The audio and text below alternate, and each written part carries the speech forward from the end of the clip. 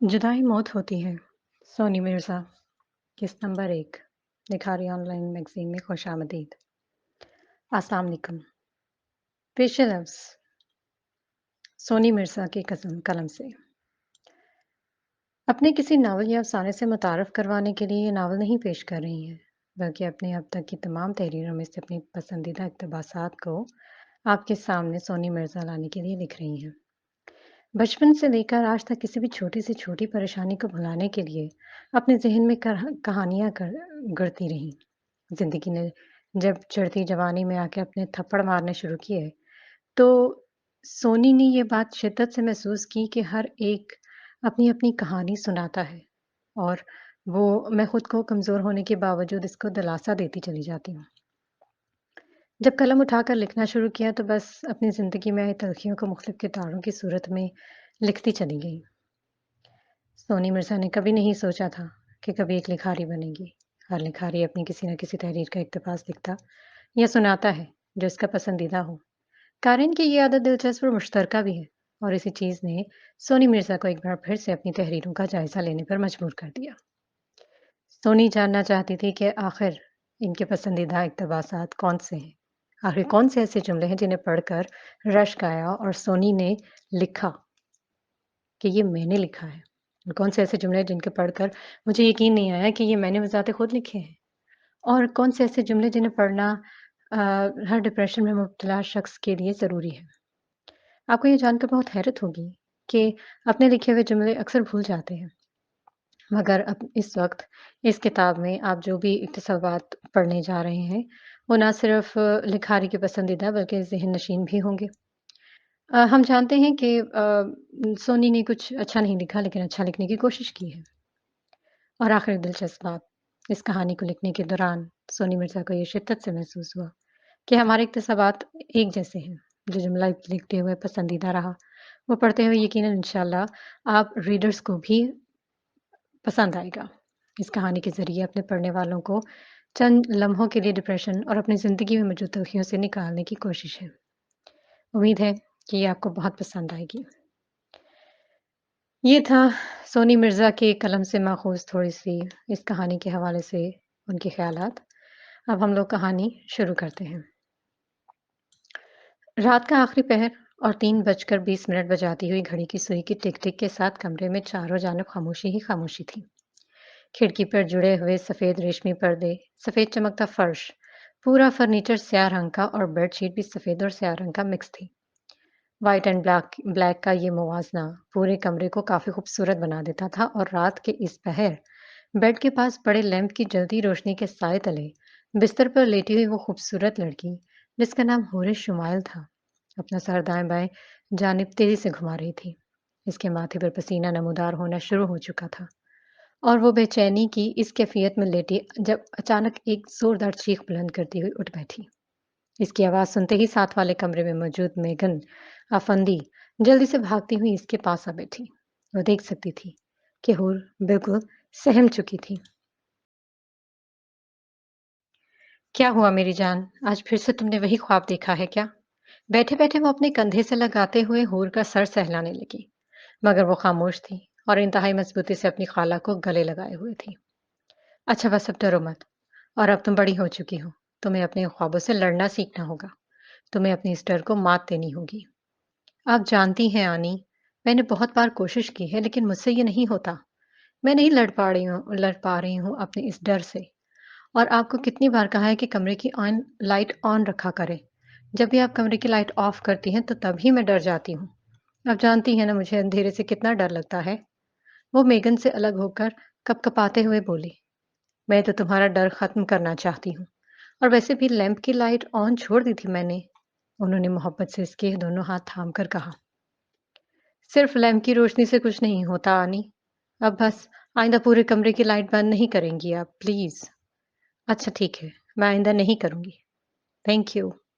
पानी पियोगी? उसने अस्पात में सर हिला दिया तो मैगन ने करीब ही मेज पर से पड़ा जग उठाया और ग्लास में पानी डालकर इसके होंठों से लगा दिया।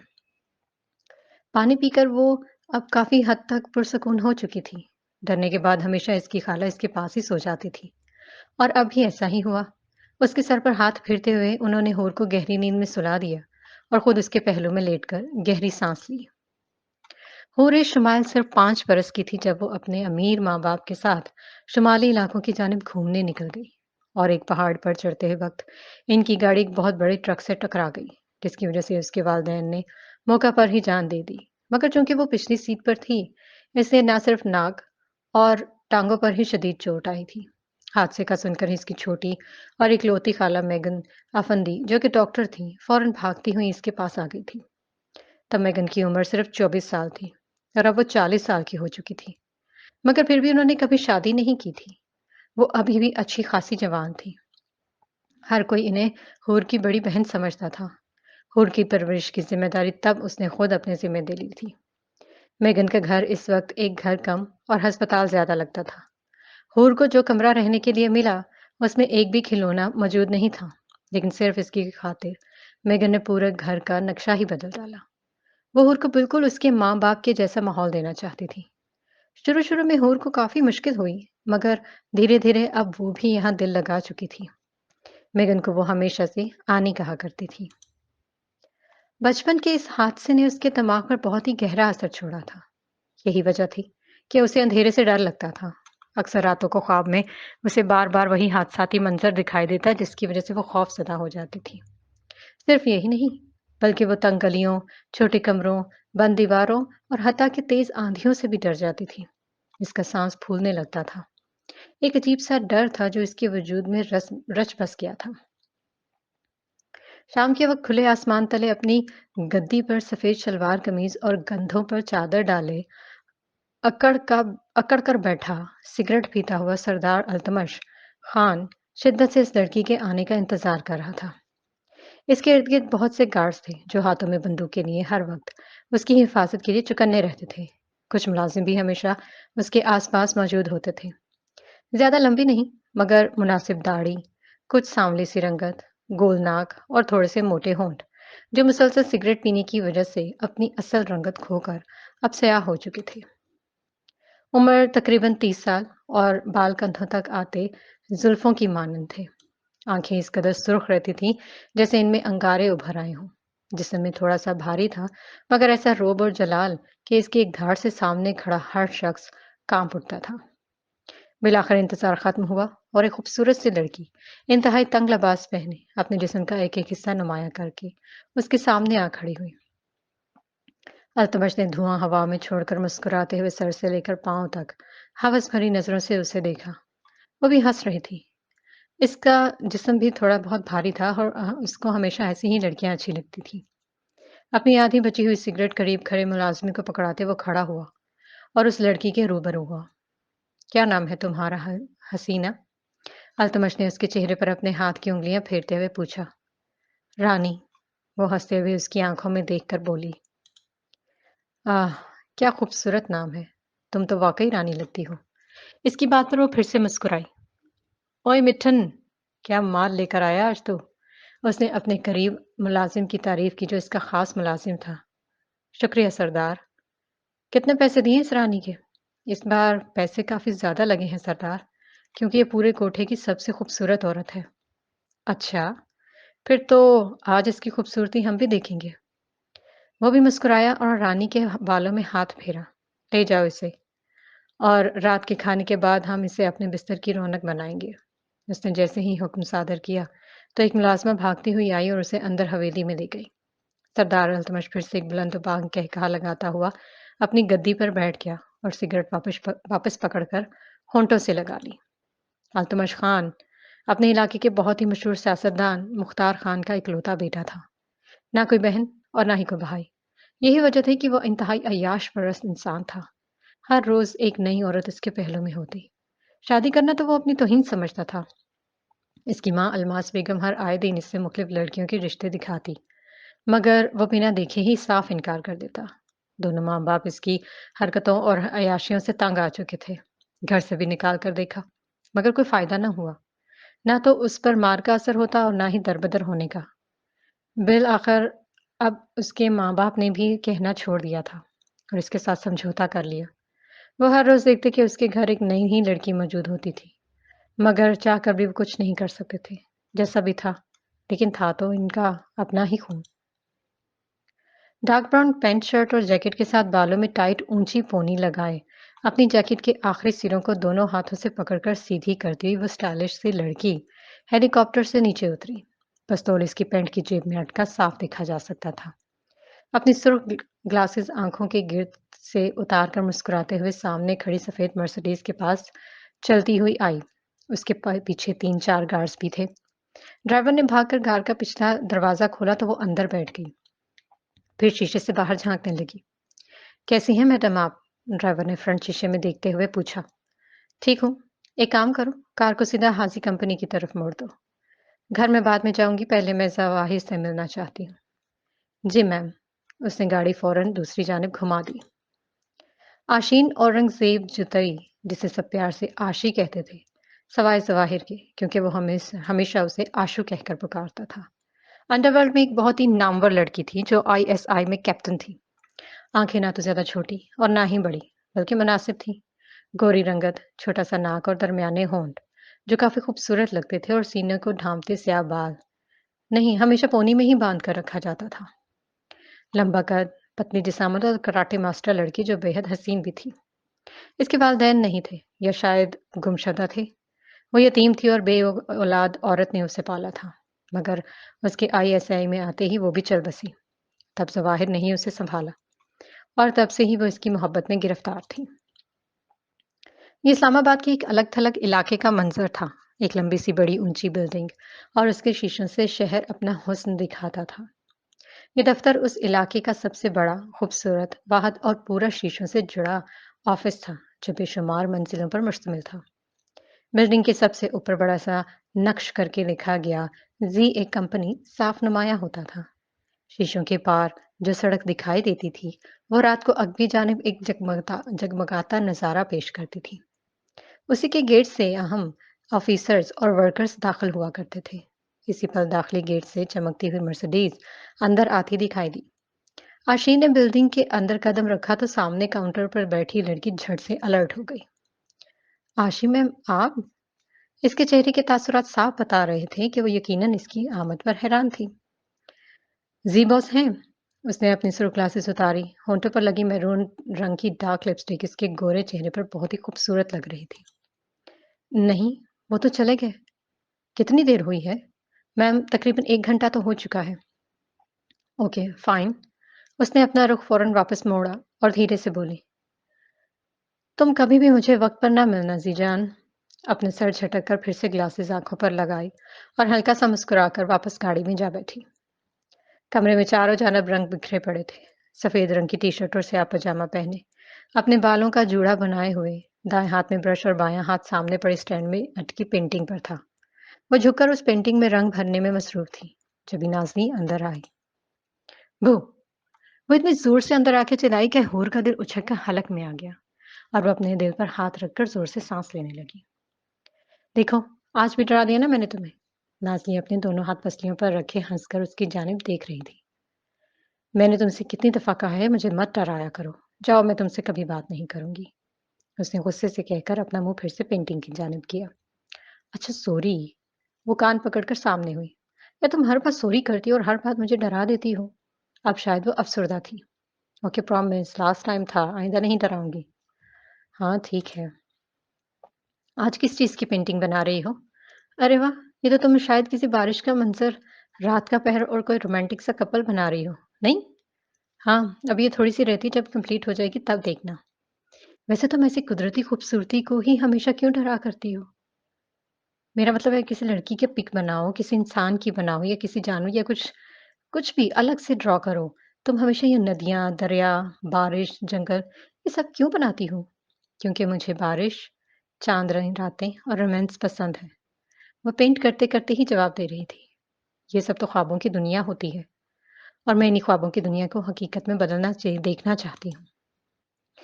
इन ख्वाबों की दुनिया में जीना छोड़ दो। जैसा तुम कह रही हो, वैसे रियल लाइफ में कभी नहीं होता। हो भी सकता है। हाँ, अब तुम ये कहोगी कि कोई लड़का आएगा शहज़ादे के रूप में और फिर तुम्हें घोड़े पर बिठाकर दूर किसी मुल्क की शहज़ादी बनाने के लिए ले जाएगा, राइट? उसने पूरे स्टाइल से कहा। अब इतने भी ज़्यादा ख्वाब नहीं देखती मैं। जानती हूँ कि मुझे कभी कोई शहज़ादा नहीं मिल सकता, लेकिन अब बहुत जल्द तुम्हें एक शहज़ादा मिलने वाला है।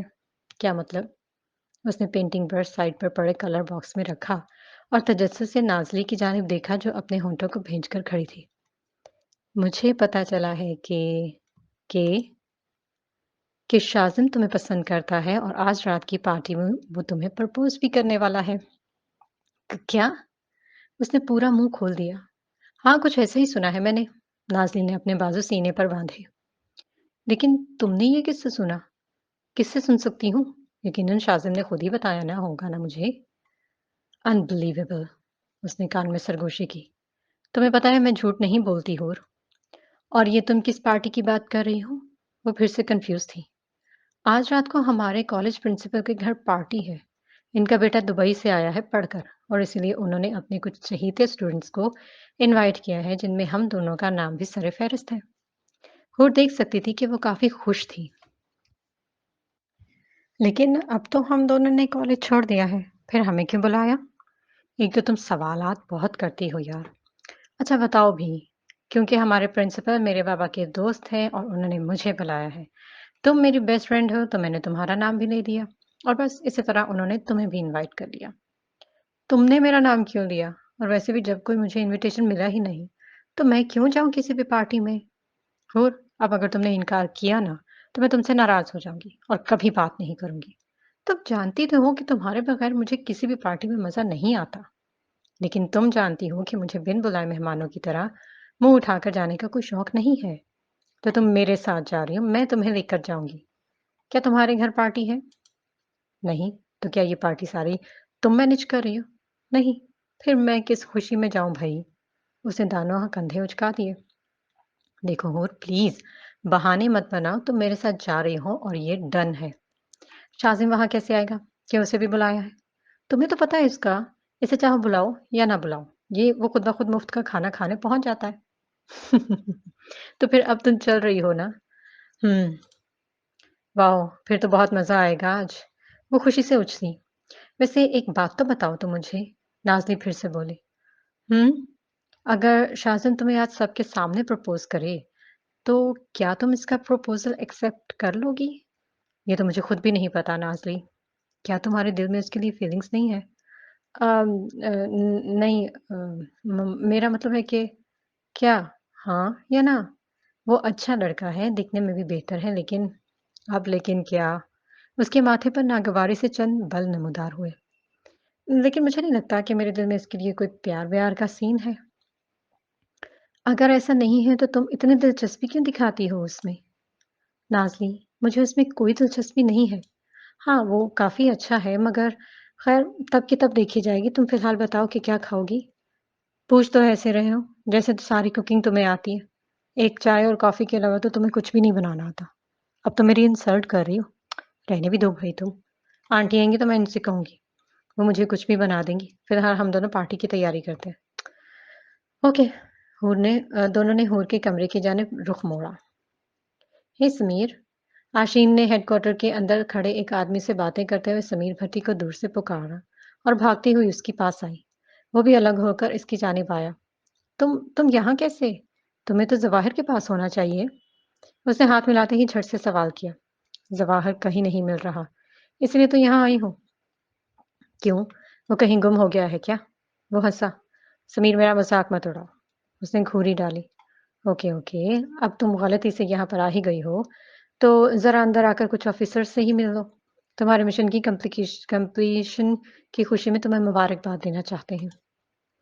मुझे किसी की मुबारकबाद नहीं चाहिए। मुझे बस ये बताओ कि क्या आज ज़वाहिर यहाँ पर आया? ना, उसने झट से कहकर होंठ भींच दिए। ओह खुदाया! आशी ने अपनी दोनों मुट्ठियाँ भींची तो समीर फिर से इसकी बेबसी पर हँसा। आपके बेटे की बेगैरतियाँ दिन-ब-दिन बढ़ती ही चली जा रही हैं। पूरे इलाके वाले थू-थू करते हैं अब हम पर। इससे तो अच्छा था कि हम बेऔलाद ही रहते। अगर ऐसे ही चलता रहा तो इस बार हमें कोई भी वोट नहीं देगा। मुख्तियार खान अपने कमरे में बेड पर बैठे करीब पहलू में लेटी अल्मास बेगम से मुखातिब थे। तो आप ही बताएं मैं क्या करूं? हम दोनों ने उसे समझाने के लिए क्या कुछ नहीं किया, लेकिन इसके कान पर तो जूं तक नहीं रेंगती। मुझे तो खुद शर्म आने लगती है जब आए दिन एक नई लड़की हमारे घर में आती है और मेरा बेटा खामोशी से उसे अपने कमरे में ले जाता है। उन्होंने भी अपने अंदर की भड़ास निकालनी शुरू कर दी। देखो अल्मास, ऐसा नहीं चलेगा। अब इसके 2 ही हल हैं। क्या? या तो हम इस बार वोट से हार जाते हैं और अपनी ये गद्दी, ये ज़मीन, ये सब कुछ दूसरे लोगों के नाम कर देते हैं और या फिर हम अपने बेटे अल्तमश को यहाँ से दूर किसी और इलाके में भेज देते हैं, जहाँ पर वो खामोशी से अपनी अय्याशियाँ करता रहे। इससे सब रिश्ते खत्म कर देते हैं। मैं उसे आग कर देता हूँ। आप ऐसे सोच भी कैसे सकते हैं? शायद आप भूल रहे हैं कि अल्तमश हमारा इकलौता वारिस है। लानत है ऐसे वारिस पे जो हमारी इज्जत की धज्जियां उड़ा रहा है। ये लानतें आप मेरे सामने क्यों दे रहे हैं? जाकर अल्तमश को देना। अलमास बेगम भी काफी तप चुकी थी। इस पर तो गौरी मिजाइल ना असर करे, तो फिर जैसे चल रहा है वैसे चलने दे। आपके कहने का मतलब क्या है? कि इस बार हम खामोशी से हार जाए? मैं एक आखिरी बार अल्तमश से बात करूंगी। शायद कोई लड़की तो ऐसी होगी जिसे वो पसंद करता होगा, और अगर कोई नहीं है तो शायद फिर भी वो हमारी पसंद से किसी लड़की से शादी करने के लिए राजी हो जाए और हमारी इज्जत बच जाए। बेकार है, लेकिन आप कोशिश करना चाहती हैं तो कर लें। मगर फिर भी अगर वो ना माना तो मैं इसे आग कर दूंगा और ये मेरा आखिरी फैसला है। फैसला हो चुका था और अब आर या पार का ही मामला था। आनी, इजाजत दे देना प्लीज। हूर सोफे पर मेगन के पहलू में बैठी उसे मनाने की कोशिश कर रही थी। नहीं, मगर वो अभी अपने फैसले पर कायम थी। आनी देखिए, मैं भी तो साथ हूं ना, तो फिर आपको टेंशन लेने की क्या जरूरत है? अब दूसरी जानब बैठी नाजली बोल रही। रात के 8 बज चुके हैं। अगर अब तुम दोनों अब इस वक्त पार्टी पे जाओगी, तो यकीनन 12 बजे के बाद ही घर वापस आओगी। और इतनी देर तक मैंने अपनी होर को कभी घर के बाहर नहीं छोड़ा। आनी, अब मैं कोई बच्ची तो नहीं हूं ना, समझदार हूँ, बालिग हूँ, पूरे 21 साल की हो चुकी हूँ। होर बोली, तुम जितनी समझदार हो मैं बहुत अच्छे से जानती हूँ। जरा सी भीड़ देखकर तुम्हारे पसीने छूटने लगते हैं। मेगन आफंदी ने मुंह तोड़कर जवाब दिया। आह, लेकिन आंटी मुझ जैसी समझदार लड़की तो है ना इसके साथ, तो आप फिक्र मत करें। नाज़ी ने अफशीनी एफिशिएंसी झाड़ दी। तुम भी रहने ही दो। इतनी महान तो तुम भी नहीं हो। आखिर हो तो उसी की दोस्त। शायद इंसल्ट हुई थी, जो अब वो फौरन चुप-साट कर बैठ गई। आनी, आनी प्लीज़, प्लीज़, प्लीज़ मान जाए ना, मेरी स्वीट आनी। होठ ने गाल खींचकर मक्खन लगाया। जब मैंने कह दिया कि नहीं जाओगी, तो नहीं जाओगी। बस बात खत्म। वो सख्ती से मुखातिब हुई। अच्छा ठीक है, बदले में मैं आपकी एक बात ज़रूर मानूँगी जो आप हमेशा से मुझसे मनवाना चाहती हूँ। प्लीज़ अब तो मान जाएँ। मगर वो कहाँ रुकती थी मनवाए बगैर। पक्का? मेरी बात मानोगी? जी, तो फिर ठीक है। तुम्हें जिस मशहूर कंपनी से कॉल आई थी इंटरव्यू के लिए और तुमने फ़ौरन मना कर दिया था, अब तुम कल इसी कंपनी में अपना इंटरव्यू देने जाओगी। लेकिन वो तो 1 महीने पहले की बात है। अब तक तो उन्होंने किसी न किसी को हायर कर लिया होगा। वो मुझे नहीं पता। बस तुम्हें कल अपना इंटरव्यू देने जाना है और तुम्हें ये नौकरी मिलनी चाहिए। ये क्या बात हुई आनी? अब अगर इन लोगों ने किसी और को रख लिया हुआ, तो वो मुझे क्यों रखेंगे? और वैसे भी वो कंपनी इतनी मशहूर है, इतनी आसानी से वहाँ नौकरी नहीं मिलती। तो फिर ठीक है, तुम पार्टी में नहीं जाओगी। हाँ, प्लीज़, उसने बेचारगी जैसा मुँह बनाया। नहीं, वो अपनी कहकर सोफ़े से उठी और जैसे ही कमरे में जाने लगी, तो हूर झट से बोली, ओके हनी, मैं जाऊँगी और पूरी कोशिश करूँगी ये जॉब लेने की। इसकी बात सुनते ही मेगन ने अपना चेहरा वापस मोड़ा और मुस्कुराई। चली जाओ, मगर जल्दी आ जाना। अब हूर और नाज़ली दोनों ने नाचना शुरू कर दिया। फिर दोनों भागकर उसके पास आईं और एक साथ गले से लगाया। थैंक यू आनी, लव यू। और फिर नाज़ली बोली, थैंक यू आंटी। हाँ, लेकिन हूर का ख्याल करना और अगर इसकी तबीयत ज़रा सी भी ख़राब हो या ये डर जाए, कोई भी मसला हो जाए, तो फ़ौरन मुझे कॉल करना। जी आंटी, आप बिल्कुल भी फ़िक्र मत करें। ये मेरी ज़िम्मेदारी है। नाज़लीन ने मुतमईन होकर कहा। ठीक है, जाओ। इजाज़त मिलते ही दोनों झट से टप्पे लगाती हुई कमरे में गईं और कपड़े पहनकर मेकअप शुरू कर दिया। ये रात 9 बजे का वक़्त था, जब हूर अपने दोस्त के साथ इस रोशनियों में जगमगाती पार्टी में दाखिल होती दिखाई दी। उसने ग्रे रंग की शॉर्ट चमचमाती शर्ट के साथ प्लाज़ो पहन रखा था और गले में लटका मैरून दुपट्टा बहुत ही अच्छा मैचिंग कर रहा था। इसके बाल काफ़ी लंबे थे, इसलिए वो हमेशा इन्हें जूड़े में बाँध कर रखती थी। मेकअप तो ना होने के बराबर था। उधर दूसरी जानिब नाज़िला ने ब्लैक रंग की स्कर्ट और ट्राउज़र के साथ सुर्ख दुपट्टा ओढ़ रखा था और मेकअप भी इंतहाई डार्क था। इसके बाल खुले थे। हूर का कद ज़रा इससे छोटा था, इसलिए हूर ने काफ़ी ऊँची पेंसिल हील पहन रखी थी, जबकि नाज़िला की ब्लॉक हील थी और वो भी काफ़ी छोटी। वो नाज़ली के साथ ही हर आए गए से मिलने में मसरूफ़ थी। काफ़ी देर टेबल पर बैठकर मुख्तलिफ शराबत भी एंजॉय किए। थोड़ी ही देर में सरदार अल्तमश खान गाड़ी से नीचे उतरकर ब्राउन रंग के सूट के साथ कंधों पर लटकी स्याह शाल से अंदर दाखिल हो रहा था। कुछ खास दोस्तों से मिलने के बाद उसकी नज़र सीधा सामने खड़ी नाज़नी से बातें करती हूर पर पड़ी, तो वो टिकटिकी बांधकर उसे देखता ही रह गया।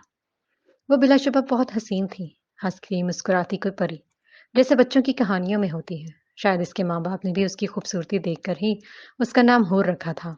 झील सी गहरी आंखें, जिनमें पता नहीं वो कब डूबता चला गया, उसे खुद भी खबर ना हुई। घने ब्राउन बाल जो जूड़े में भी काफी भारी लग रहे थे।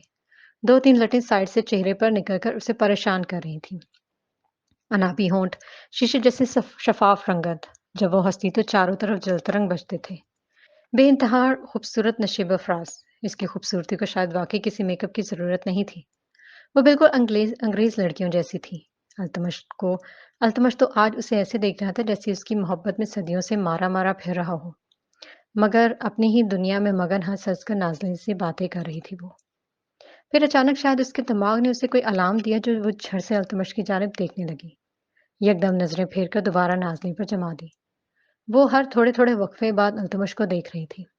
अल्तमश ने अपनी मूंछों पर उंगलियां फेरी और बिल्कुल इसके सामने कुर्सी पर बैठकर निगाहें फिर से इसके हसीन चेहरे पर जमा दी।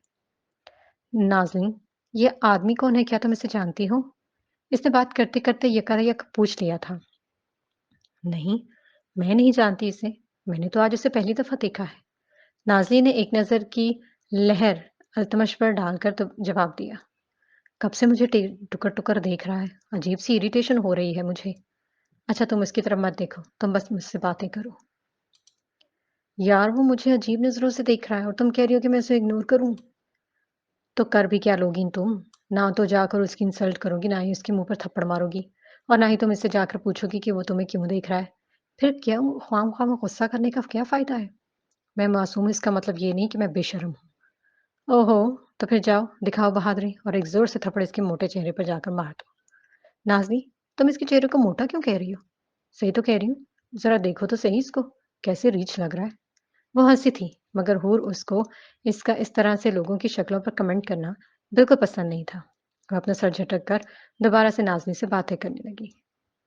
मिठन, अल्तमश ने अपने पीछे खड़े खास मुलाजिम को पुकारा। जी सरदार। वो सामने ग्रे रंग की जो खूबसूरत लड़की खड़ी है, मुझे इसका नाम और घर का पता चाहिए। सरदार, साफ-साफ कहें ना कि वो लड़की चाहिए आपको। मिट्ठन हमेशा मुँह पर ही कह देता था। जब भी अल्तमश ने उसे घूर कर देखा।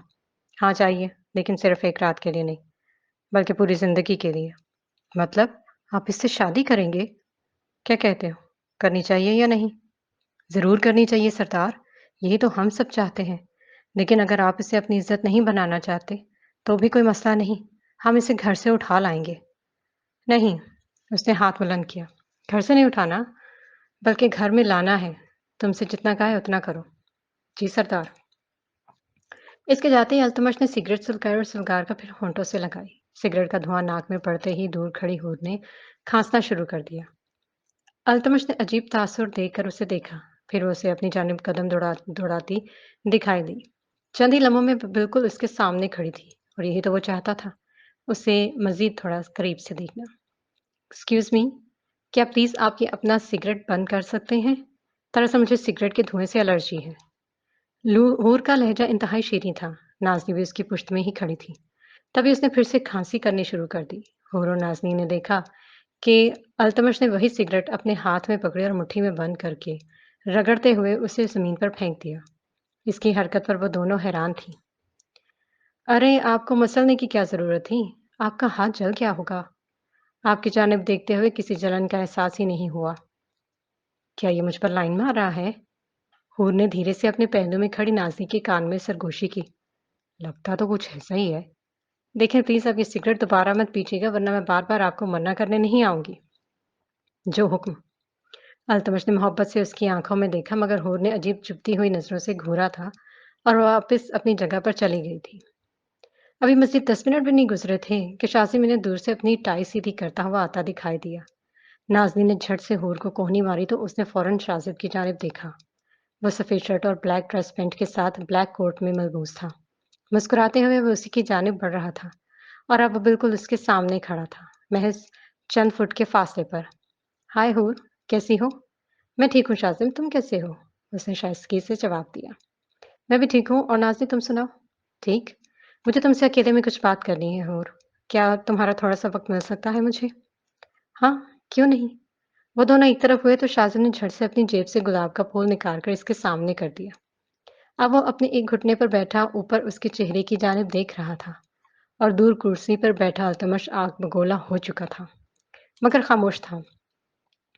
आई लव यू हूर, विल यू मैरी मी? उसने इतनी अचानक ये सब कुछ बोला था कि वो एकदम कन्फ्यूज़ सी हो गई। शाज़िम को वो पिछले 3 सालों से जानती थी, जब वो एक साथ कॉलेज में पढ़ते थे। शायद वो बहुत अच्छे दोस्त थे, मगर उसने कभी भी शाज़िम के बारे में मोहब्बत करने का नहीं सोचा था। जवाब दो हूर। शाज़िम वो अचानक चुप सी हो गई, क्योंकि इर्द-गिर्द बहुत से लोगों की निगाहों का वो दोनों मरकज़ बन चुके थे। जल्दी से जवाब दो ताकि मैं तुम्हें अंगूठी पहनाऊँ। यकायक हूर का फ़ोन बजा तो उसने स्क्रीन पर देखा जहाँ आनी जान लिखा हुआ था। चलो नाज़नी, आनी की कॉल आ रही है, वो वेट कर रही होंगी। हूर ने फ़ौरन नाज़नी का बाजू पकड़ा तो शाज़िम उठकर सामने हो गया। मेरे सवाल का जवाब दिए बगैर तुम यहाँ से नहीं जा सकती हूर। तुम्हारी खुशी के लिए मैं तुम्हारा दिया हुआ फूल ले लेती हूँ शाज़िम, लेकिन फ़िलहाल इसको मेरी हाँ मत समझना। मैं बहुत सोच समझ कर तुम्हें जवाब दूँगी। उसने फूल इसके हाथ से पकड़ा और नाज़नी की कलाई थामे हुए बाहर निकल गई। इसके जाते ही अल्तमश अब शाज़िम के रूबरू हुआ। कौन हो तुम लड़के? मैं जो भी हूँ तुमसे मतलब? शाज़िम ने भी अकड़ कर जवाब दिया। तुम जो भी हो लेकिन आइंदा इस लड़की के आस-पास नज़र मत आना, वरना अल्तमश खान तुम्हारी टाँगें तोड़ देगा। उसने धमकाना अंदाज में कहा तो वो तेवरी चढ़ाकर देखने लगा। ओह! अच्छा, इतनी हिम्मत नहीं है किसी की। हिम्मत तो तुम्हें पता चल जाएगी बेटा, ज़रा दोबारा उसके करीब नज़र तो आना, क्योंकि सरदार अल्तमश खान सिर्फ धमकियाँ नहीं देता, बल्कि टाँगें तोड़ भी देता है। वो फंकारा। हुँ, और सिर्फ मेरी है और अगर किसी ने उसकी जानिब आँख उठाकर देखा भी तो मैं इसकी आँखें नोच लूँगा। शाज़िम भी पक्का खिलाड़ी था। सिगरेट दे मिठन। अल्तमश ने बुलंद आवाज़ में उसकी बात पर कहकहा लगाकर यकीनन इसका मज़ाक उड़ाते हुए अपने मुलाज़िम से कहा था। सिगरेट इसके मुँह में लेते ही मिठन ने लाइटर से इसकी सिगरेट जलाई तो अल्तमश ने धुआँ शाज़िम के मुँह पर छोड़ दिया और अकड़ कर चलता चलता बना।